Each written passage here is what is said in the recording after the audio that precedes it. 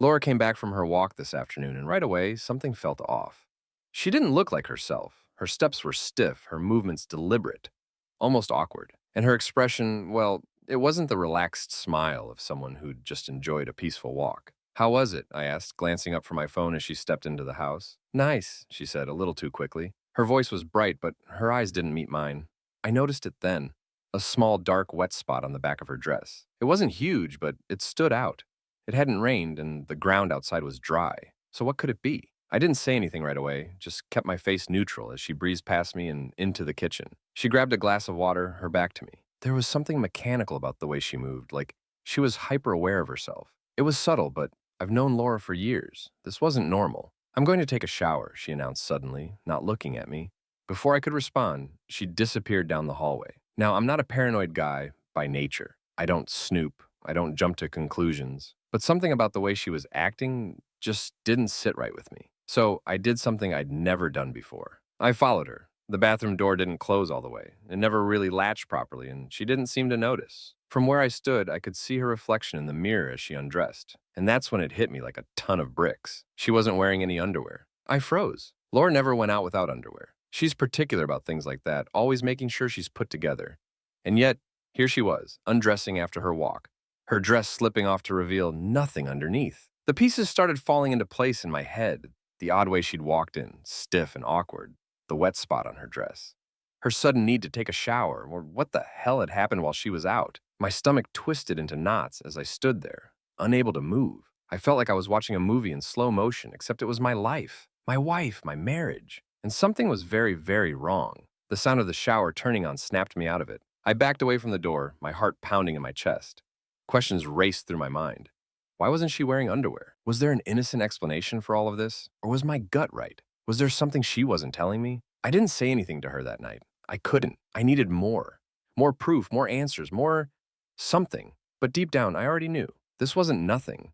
This was the beginning of something I wasn't sure I was ready to face. The next morning, Laura was up earlier than usual. Normally, she'd linger in bed, scrolling through her phone or chatting with me while sipping her first cup of coffee. But today, she was already dressed and heading out the door before I'd even finished brushing my teeth. "Early meeting?" I asked, trying to sound casual as I leaned against the doorway. "Yeah," she replied, her tone clipped. She didn't elaborate, didn't offer her usual playful commentary about her coworkers, just grabbed her bag and kissed me on the cheek. "I'll see you later." And then she was gone. It wasn't just the early departure that caught my attention, it was the bag. Laura always carried the same leather tote to work, a practical thing with room for her laptop, files, and anything else she might need. But today, she'd swapped it for a smaller, more stylish purse, something she usually reserved for evenings out, not office meetings. I stood there for a moment, staring at the closed door, a strange unease settling over me. I told myself it was nothing. People change up their routines all the time, right? Maybe she just felt like dressing up a little. But that explanation didn't sit well with me.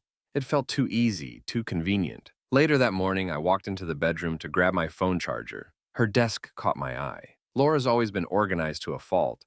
Everything in its place, no clutter. But her work documents were still sitting there, untouched. The files she'd been working on all week, the one she'd said she absolutely had to bring to this morning's meeting, was right there on the desk. "That doesn't make sense," I muttered to myself. If she had a meeting, why would she leave behind the one thing she'd need for it? I tried to brush it off, but my mind wouldn't let it go. As the day went on, more little things began to nag at me. Her phone, for example. It had been sitting on the kitchen counter when she left, face down as usual. I'd never thought much about that before. Lots of people put their phone's screen down. But now it felt like a deliberate move, as if she didn't want me to see her notifications. The day dragged on, each minute amplifying the tension in my chest. By the time Laura came home, I'd worked myself into a state of quiet anxiety. She walked through the door with her usual smile, but something about it felt off. It didn't reach her eyes. "How was your day?" I asked, trying to sound as normal as possible. "Busy," she said, kicking off her shoes. That meeting went way longer than I expected. She didn't offer any details, didn't complain about how exhausting it had been, or mention anything funny her coworkers had said. Just busy, and nothing more. I nodded, pretending to accept it, but inside, my thoughts were racing. If the meeting had run long, why were her work documents still on the desk? And why hadn't she called or texted me all day like she usually did? I spent the rest of the evening in a haze, my mind circling the same questions over and over. Maybe I was overreacting. Maybe she was just tired or stressed or going through some kind of personal phase she hadn't talked about yet. But then, I'd think about the bag, the forgotten documents, the phone turned face down, and the doubts would creep back in. Lying in bed that night, I stared at the ceiling, my thoughts a tangled mess. Was I being paranoid? Was I creating problems where there weren't any? Or was this the start of something I didn't want to face? Her soft laughter broke the silence. It was faint, coming from the living room where she was scrolling through her phone. Normally, I'd find this sound comforting, but tonight it sent a chill down my spine. Who was she texting? What was so funny? And why did it feel like I was the only one not in on the joke? I turned over, my chest tight with unease. This wasn't like me.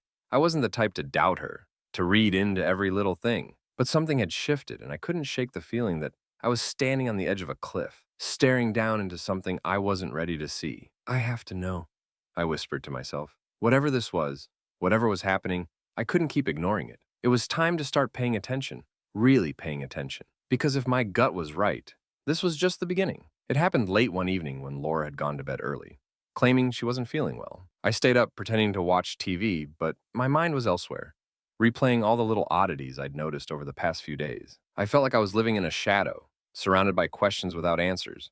And then an opportunity presented itself. Her phone was charging on the kitchen counter. Normally, she kept it close to her, even when she wasn't using it. But tonight, she'd left it unattended. My eyes kept darting toward it as I sat on the couch, my heart pounding. Was this my chance to finally get some clarity? I tried to talk myself out of it. Snooping wasn't something I'd ever done, and the thought of invading her privacy made my stomach churn. But then I remembered the way she'd been acting. The early morning, the sudden changes, the bag, the forgotten documents. Every instinct in me screamed that something wasn't right. Before I could stop myself, I was standing in front of the counter, staring down at her phone. The screen lit up as I picked it up, and that's when I saw it. A notification from a contact named Rachel. Except the message didn't sound like something one woman would send to another. Can't stop thinking about you. Last night was amazing. My chest tightened, and for a moment I thought I might throw up. My hand trembled as I scrolled up, desperate to see the rest of the conversation. What I found was worse than I could have imagined. Messages about secret meetups, compliments that made my stomach turn, and vivid descriptions of moments that didn't belong in our marriage. You're all I can think about, one message read. I can't wait to see you again.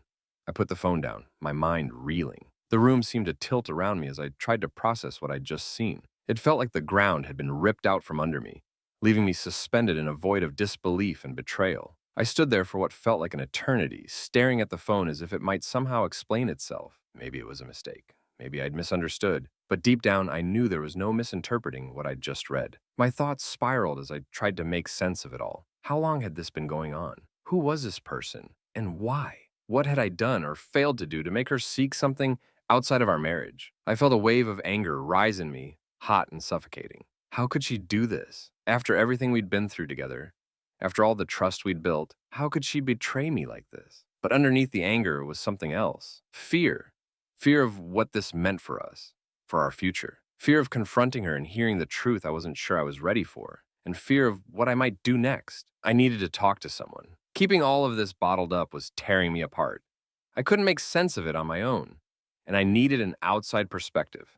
Before I did something rash, Mark, my best friend since college. He was the one person I could always count on, to be honest with me, even when it wasn't what I wanted to hear. If anyone could help me figure out what to do, it was him. I grabbed my phone and scrolled through my contacts, my thumb hovering over his name. For a moment, I hesitated. What would I even say? How could I put into words the mess my life had suddenly become? But then I thought about the messages on Laura's phone, the lies, the betrayal. I couldn't keep this to myself any longer. I hit the call button and listened to the line ring, my heart pounding in my chest. When Mark's voice came through, calm and familiar, I felt a small measure of relief. Hey, John, what's up? I took a deep breath, my voice trembling as I spoke. Mark, I need to talk to you. It's about Laura. Something's not right. For the first time in days, I felt like I wasn't completely alone. Whatever came next, I knew I'd need support to get through it. And this was the first step. The next morning, I drove over to Mark's house. He lived on the edge of town, a quiet place with a wraparound porch and a couple of rocking chairs that always seemed to invite conversation. Mark had been my best friend since college, the kind of guy who would listen without judgment, but wouldn't hesitate to tell me the hard truths. When I arrived, he was sitting on the porch with a mug of coffee, flipping through a newspaper. He looked up as I parked the car, his face breaking into a grin. John, what brings you here so early?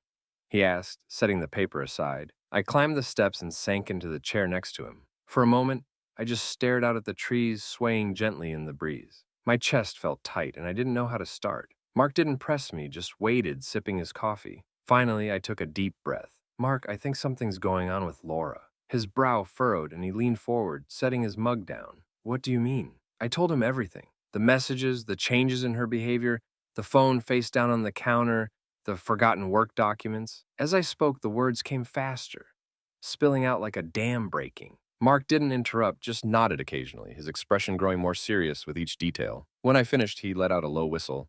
That's a lot, John. Have you confronted her about any of this? I shook my head. No, I don't even know where to start. What if I'm wrong? What if I'm blowing this out of proportion? Mark tilted his head, considering.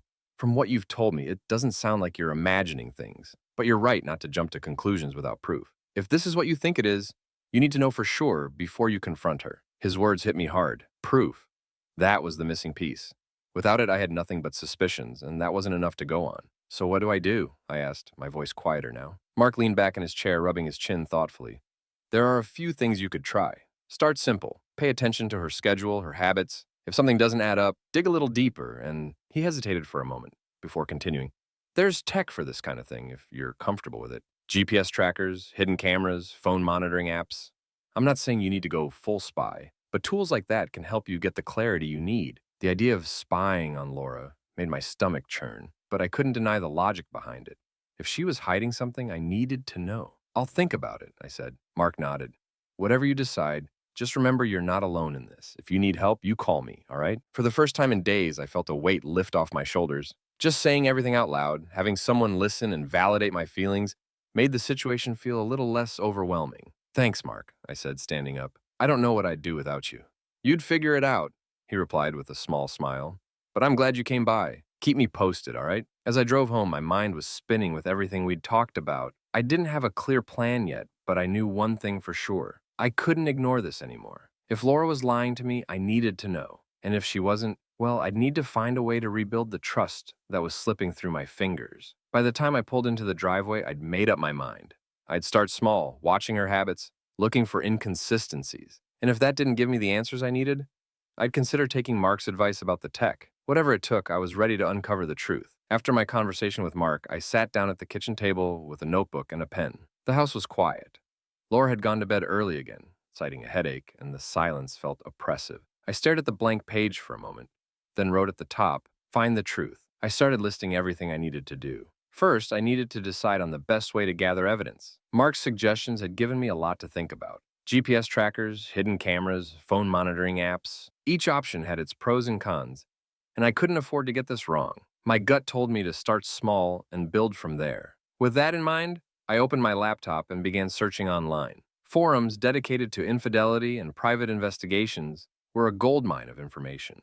People shared their stories, their mistakes, and their successes, and I absorbed it all, like a sponge. One thread caught my eye: how to use a GPS tracker without getting caught. The poster had detailed instructions on how to install a tracker discreetly and interpret the data it provided. I clicked through link after link, eventually landing on a review site for various GPS devices. One model stood out: small, easy to use, and designed to be hidden in a car. It wasn't cheap, but it seemed reliable. I added it to my cart and hesitated for a moment before hitting buy now. My hands were shaking as I completed the purchase. This was it, the first step toward uncovering the truth. As I waited for the confirmation email, I turned my attention to another tool: a phone monitoring app. On a different forum, I found recommendations for software that could track messages, calls, and even location. It felt invasive, almost too far, but the thought of being in the dark was worse. I downloaded a trial version onto my own phone to test its functionality, feeling a mix of guilt and determination.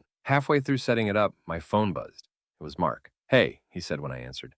"I was thinking about our talk earlier. You sure you're okay with all this? I mean, it's a slippery slope. I don't know if I'm okay with it," I admitted, "but I can't just sit here and do nothing. I have to know." Mark sighed. "All right, just be careful. And remember, whatever you find, you can handle it. You're stronger than you think." After we hung up, I sat in the darkened kitchen, staring at the glowing screen of my laptop.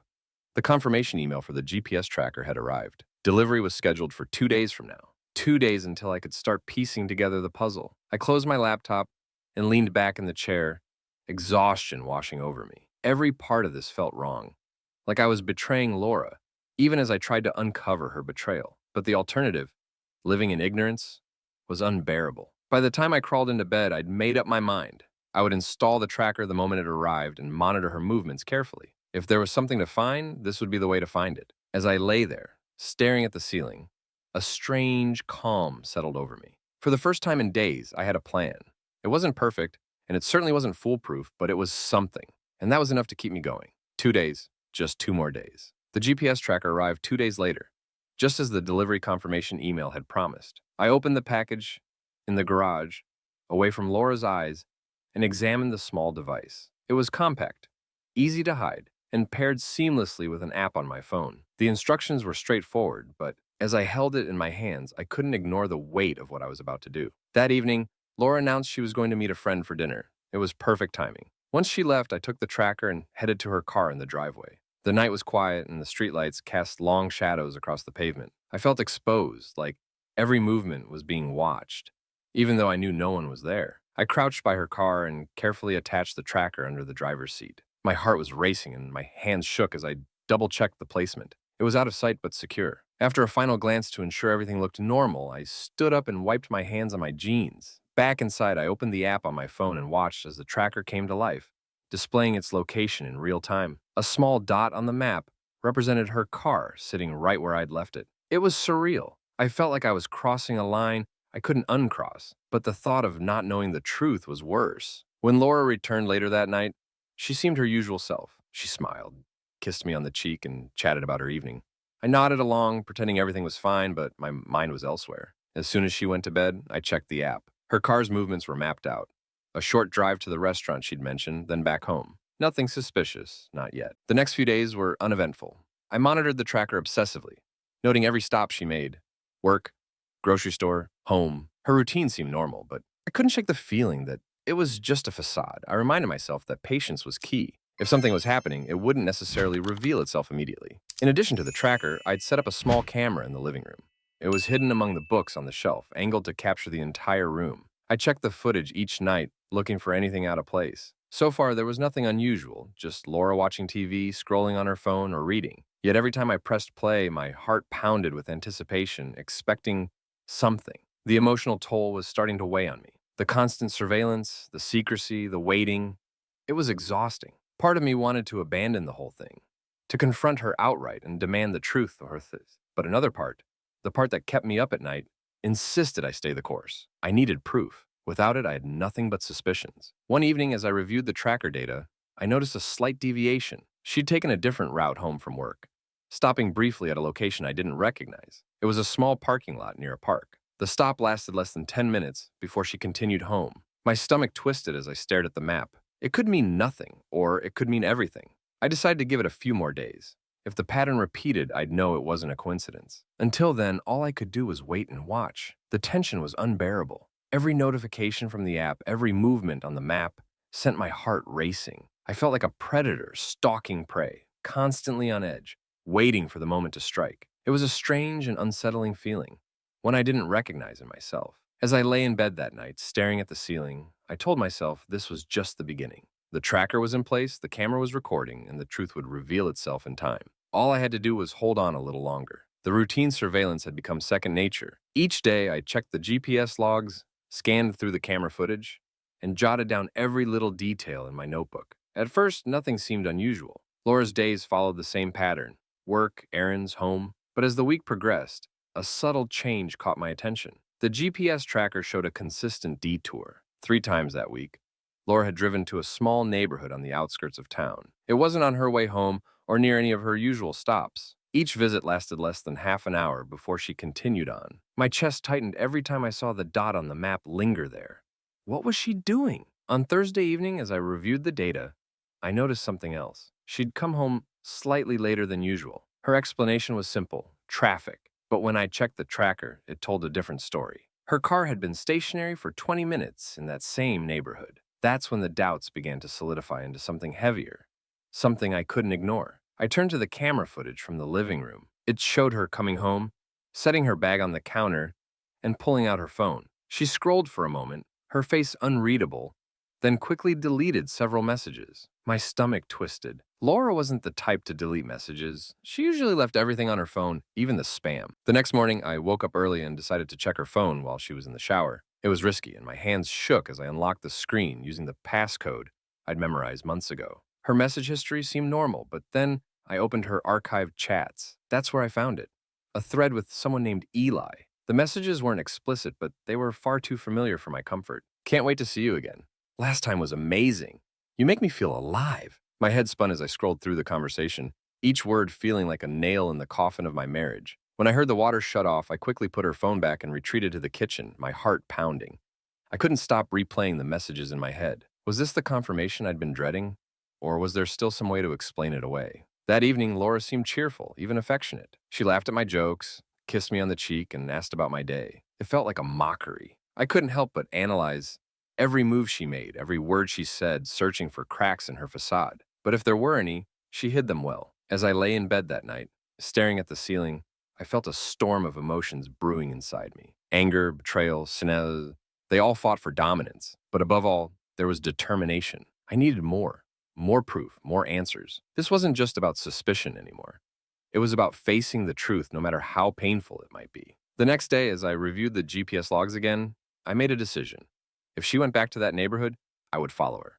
I couldn't rely solely on the tracker or the camera anymore. I needed to see it with my own eyes. That evening, as Laura got ready to leave, she mentioned she had to run an errand. My heart raced, but I kept my expression neutral. Sure, I said, pretending to be engrossed in the book I wasn't actually reading. The moment she left, I grabbed my keys and followed at a safe distance. The GPS showed her heading toward the same neighborhood. My palms were slick with sweat as I drove, staying just far enough behind to avoid detection. When she pulled into a small parking lot near a park, I parked a block away and watched as she stepped out of the car. What I saw next made my breath catch in my throat. She wasn't alone. The moment I saw her step out of the car, my chest tightened. Laura looked around as if checking to see if anyone was watching before walking toward the park. My hands gripped the steering wheel so tightly that my knuckles turned white. Then he appeared.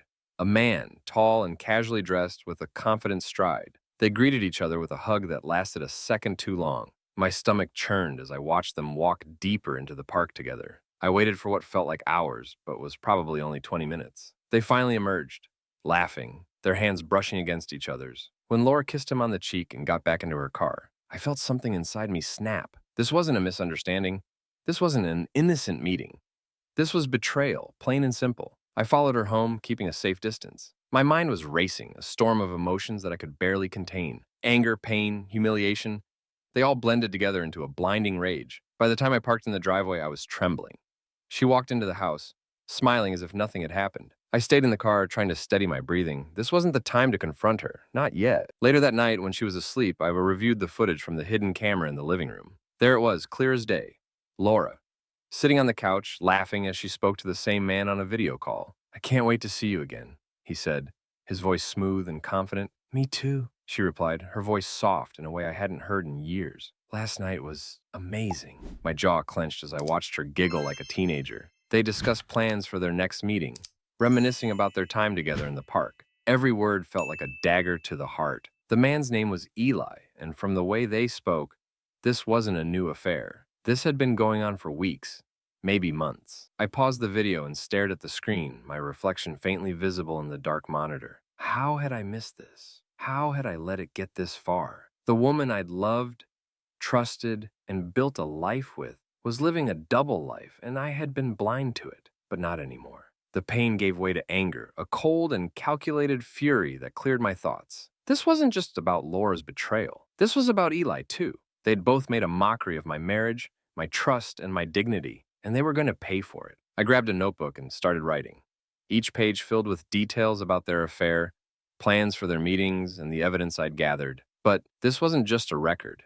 It was the foundation of my revenge. First, I researched Eli. His social media accounts were easy to find.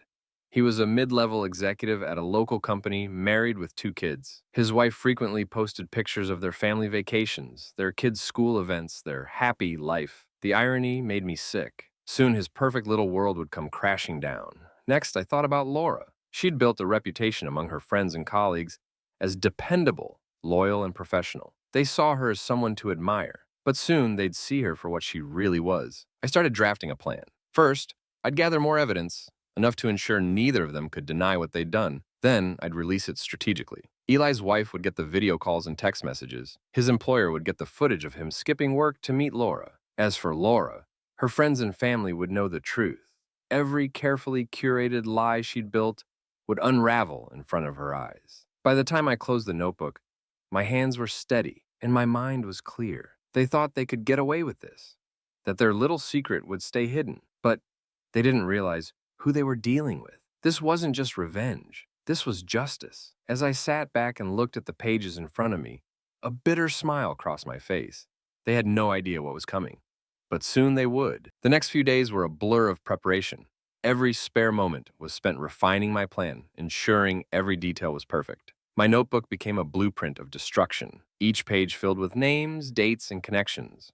Laura and Eli, they wouldn't see it coming. I started with Laura's digital footprint. Her social media accounts were carefully curated, projecting an image of perfection. It didn't take much to find inconsistencies, though. Through an anonymous account, I reached out to a few of her colleagues, subtly dropping hints about her behavior. Have you noticed Laura leaving early lately?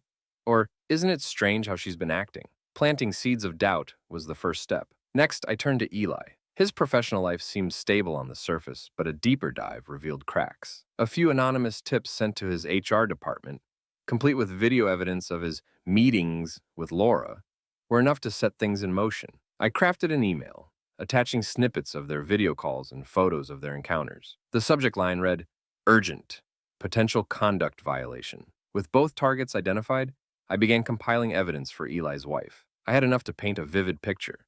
Screenshots of messages, videos of their meetups, and even the GPS logs showing repeated trips to the same location. I knew the impact this would have on her and their family, but I couldn't bring myself to feel guilty. They'd made their choices. The most challenging part was setting up the distribution network. I created burner email accounts, encrypted folders, and a secure cloud storage link for each recipient. It was critical that no one could trace this back to me. Each piece of evidence was labeled and time-stamped, making it impossible for them to deny. By the time everything was in place, I felt like a shadow of myself. The rage that had driven me was now tempered by a cold, calculated resolve. Every step of the plan was another nail in the coffin of their betrayal. Still, a small part of me wondered if I'd gone too far. But every time that doubt crept in, I replayed the videos and messages, their laughter, their intimacy. It reignited the fire in me. The final stage of preparation was timing. I coordinated everything to hit at once, ensuring maximum impact. The emails would go out simultaneously, leaving Laura and Eli scrambling to contain the fallout. The first wave would expose their affair to their respective circles, while the second would deliver the evidence to their employers and families.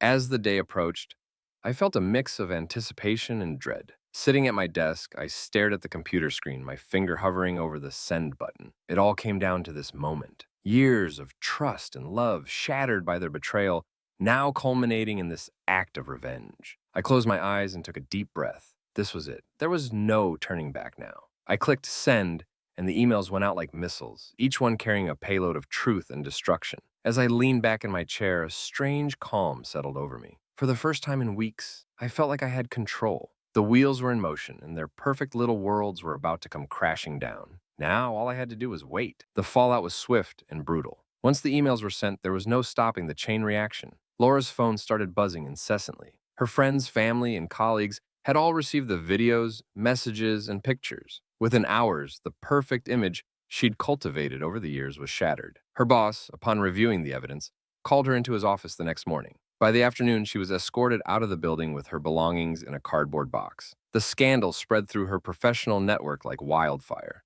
and no one wanted to associate with someone whose personal life was now a public circus. Her personal relationships didn't fare any better. Friends who once adored her turned their backs, disgusted by her deceit. At a family dinner that weekend, her parents, stoic and unforgiving, asked her to leave their house and not return until she made things right. Her pleas fell on deaf ears. For the first time in years, Laura was utterly alone. Eli's descent was even more catastrophic. His wife received everything, the videos, the messages, the GPS logs. She confronted him in their home, throwing his belongings onto the front lawn as their children watched from the windows, confused and crying. Within days, she filed for divorce, requesting full custody of their kids and a restraining order against him. But Eli's troubles didn't stop there. The evidence sent to his employer painted a damning picture of his conduct. An internal investigation was launched, and he was promptly terminated for breaching company policies. His professional reputation, once solid and respected, was now in ruins. To make matters worse, the videos began circulating online, shared across social media and forums. His name became synonymous with scandal, and even strangers mocked him in comment sections. By the end of the week, Laura and Eli had both lost everything. She moved into a dingy motel on the outskirts of town, avoiding eye contact with anyone who might recognize her. Eli retreated to his brother's basement, a shadow of the confident man he once was. They'd thought their secret would remain safe, but now it was a matter of public humiliation and shame. As for me, I watched it all unfold from a distance. I'd expected to feel a surge of satisfaction, maybe even triumph, but instead there was a quiet stillness. The anger that had consumed me for weeks had burned itself out, leaving behind a strange sense of relief. I'd won. There was no denying that.